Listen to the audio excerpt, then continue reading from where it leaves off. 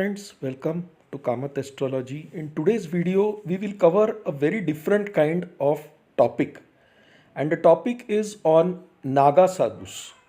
So, who are the Naga Sadhus? What is their role?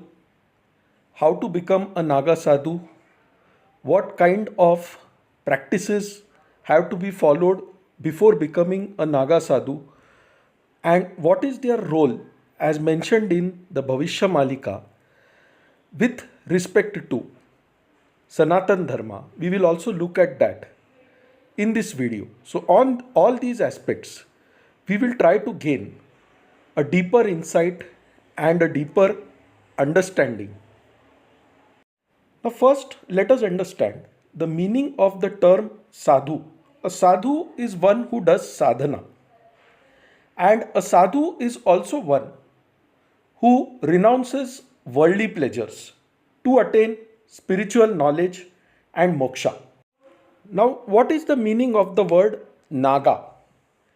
Naga refers to serpent or snake, which is poisonous when you try to harm it. For example, if you try to stamp on a snake, or even by mistake, if you stamp your foot on a snake, the snake is bound to bite you. In normal scenarios, the snake will not cause any harm to you unless you try to fiddle with it. We often find snakes coiled around the shivlings or snakes protecting treasures below the surface of the earth.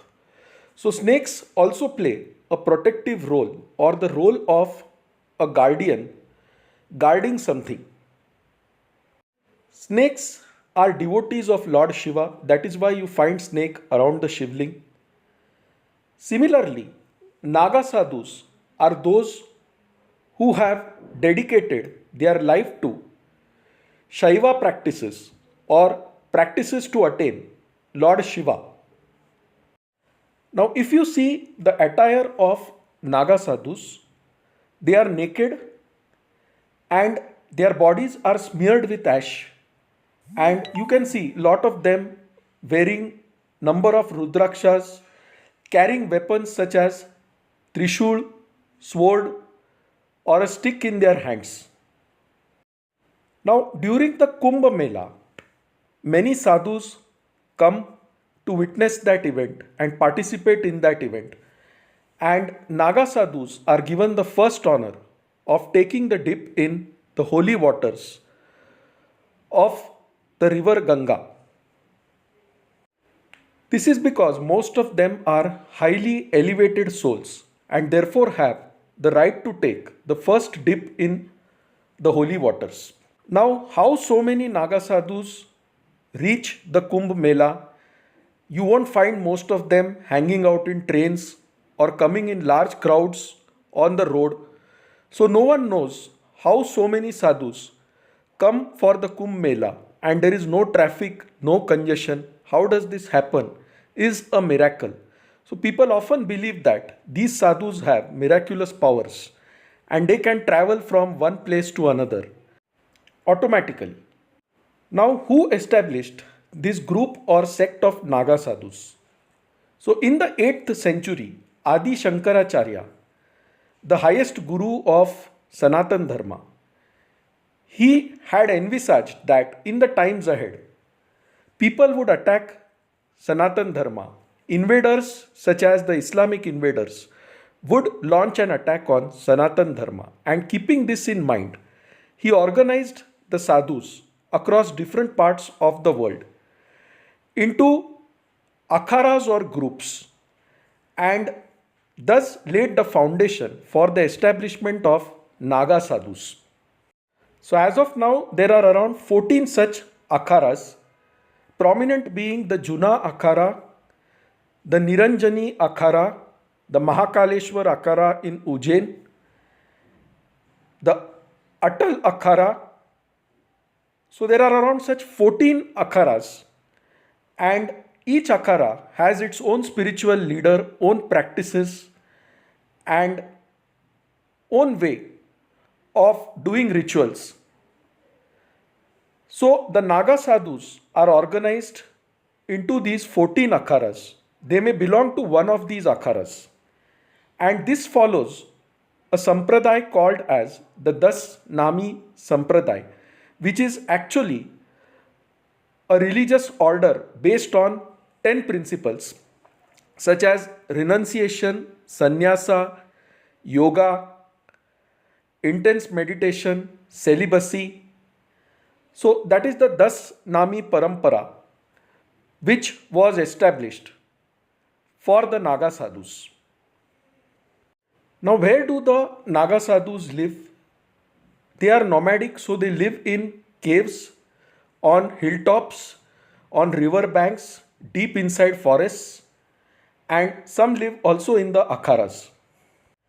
Now, Naga sadhus were mainly established as a warrior force to protect the Sanatan Dharma.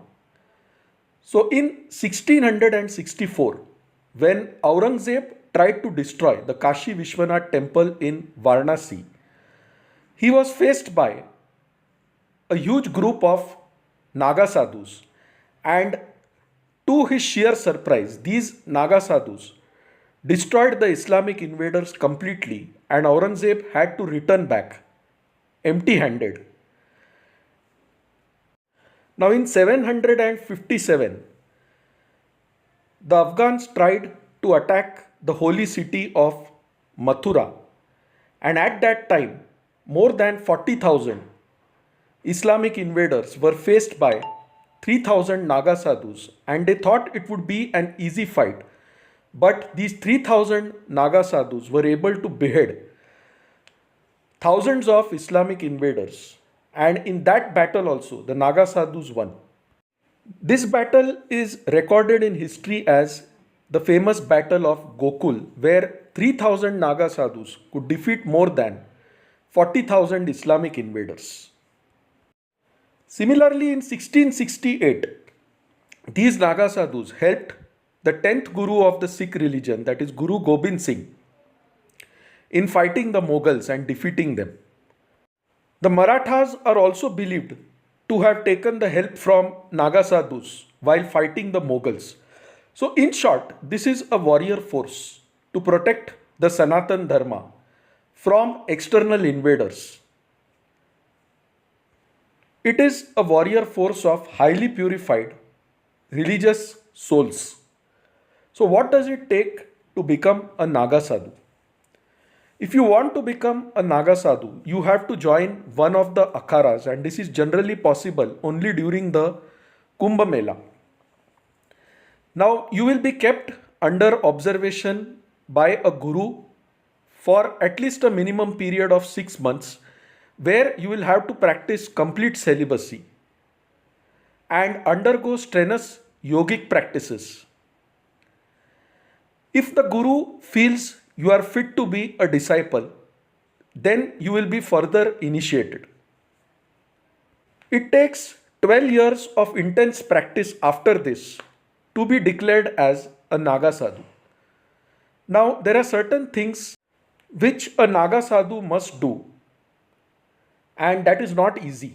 First thing is, you have to completely renounce your existing family. That is, you have to perform the Shraddh and Pind Dan.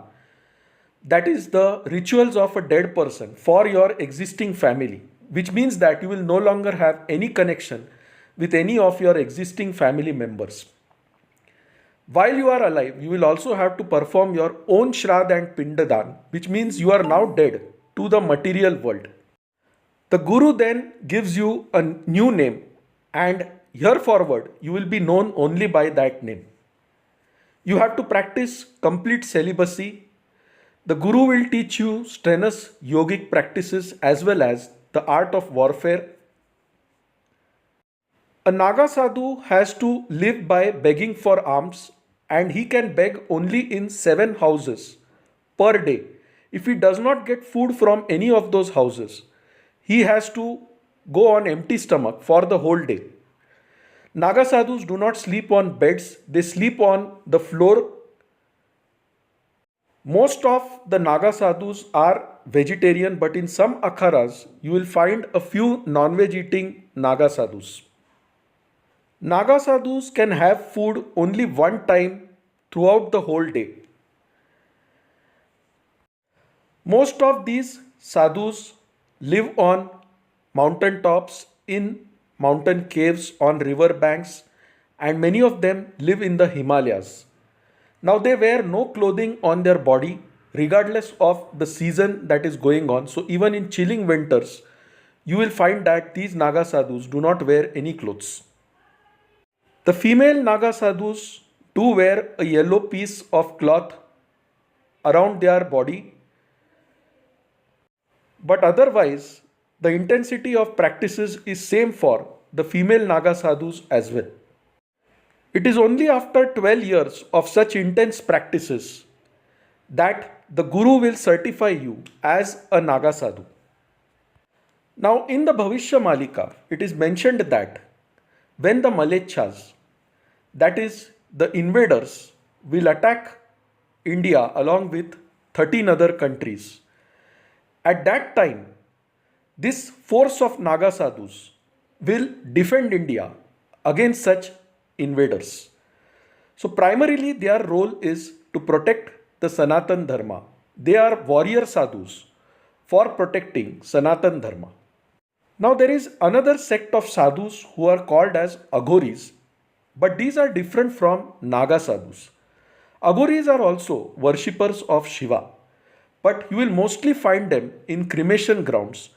Aghoris believe in eating human flesh, and you will find them feeding on human corpse, performing tantric rituals using skulls, whereas Naga sadhus are more focused on doing yogic practices, doing rituals in the normal way, not like Aghoris doing tantric rituals. And the main goal of the Naga sadhu is to attain moksha and protect Sanatan Dharma, whereas the main goal of an Aghori is to attain moksha through tantric practices. So the difference between Naga sadhu and Aghoris are that Naga sadhus are more of a warrior force who attain moksha by performing the dharma of a warrior while practicing the life of a sadhu and performing intense yogic practices. Aghoris, on the other hand, try to attain moksha by considering everything as holy, including the most despised things such as corpses, skulls, and they do tantric practices. So that is the main difference between Naga sadhu and an Aghori. Aghoris are mainly found in cremation grounds. Naga sadhus you will find on hilltops, caves, agharas, river banks. So friends, hope this gives you an understanding of who are the Naga sadhus, what is their role with respect to Sanatan Dharma, why they were established, how to become a Naga sadhu, and definitely you might have realized how difficult it is to become a Naga sadhu by now, a genuine Naga sadhu. So friends, hope you liked this video. For any queries, write to us at astrosevaworld@yahoo.com and we'll be glad to assist you. If you have not subscribed to our channel, you can do so by clicking the subscribe button now. So friends, thanks a lot. Bye. Take care and stay safe.